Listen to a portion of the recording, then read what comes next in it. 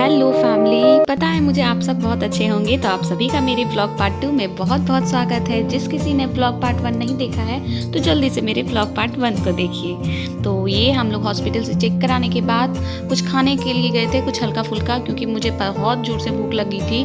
आप लोगों को पता होगा ब्लॉग पार्ट 1 देख के। और ऐसा तो कभी हो ही नहीं सकता कि मैं कहीं पर जाऊँ और कुछ नमकीन वगैरह ना लूँ।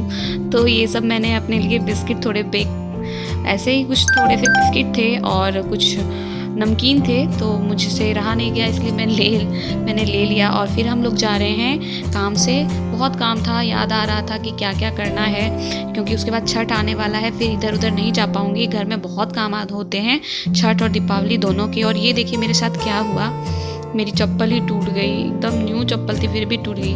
और हम लोग यहाँ पे आए थे फ़ोटोशूट कराने के लिए, क्योंकि हमने प्रेगनेंसी में एक भी फ़ोटोशूट नहीं कराया था, तो हमने सोचा कि फ़ोटोशूट करा ही लें जब आए हैं तो।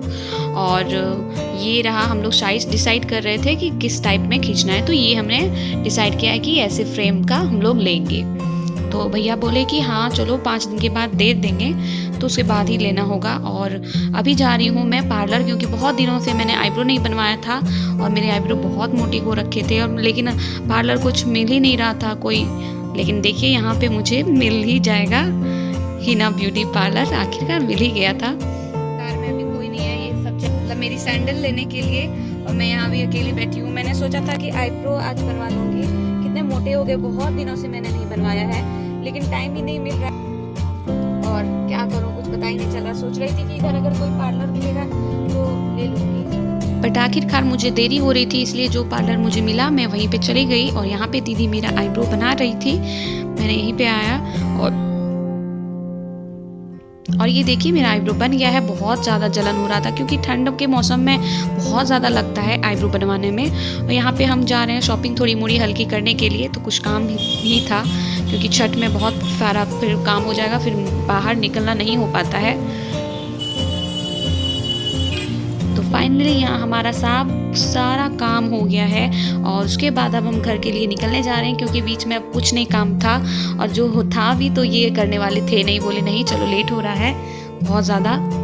और ये देखिए मैं आप लोगों को बहुत अच्छी चीज़ दिखा रही हूँ। हम रहते हैं देवघर निवासी, हम हैं जहाँ पे 12 ज्योतिर्लिंग में से एक ज्योतिर्लिंग बाबा हमारे देवघर में रहते हैं। तो ये देखिए ये जो गली आपको दिख रही है, ये जो रास्ता सीधा रास्ता, यही सीधा रास्ता हमारे बाबा के दरबार जाता है। जी हाँ, देवघर में सब उनको भोले बाबा को बाबा कहते हैं, कोई भी उनको महादेव शंकर बोले कुछ नहीं, सब कोई उनको बाबा ही कहा जाता है। तो इस रोड पे आने के बाद तो बाबा की याद और बाबा को प्रणाम करना बनता ही है। बिना प्रणाम किए तो हम लोग कोई भी हम लोग क्या कोई भी नहीं जाता वहाँ से।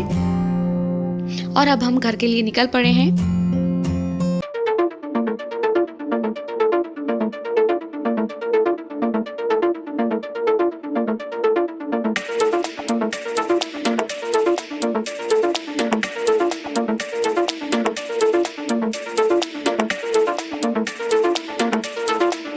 फाइनली घर पहुंच के बहुत ज़्यादा अच्छा लग रहा है, क्योंकि एक तो प्रेगनेंसी, ऊपर से अभी दोपहर को इतना भागा दौड़ हो जाता है, तो बहुत ज़्यादा लगती है। हम आ गए हैं। तो चलिए दोस्तों, आप लोगों को व्लॉग पसंद आया तो ज़रूर लाइक सब्सक्राइब चैनल को कीजिएगा। मिलती हूँ आपसे नेक्स्ट व्लॉग में।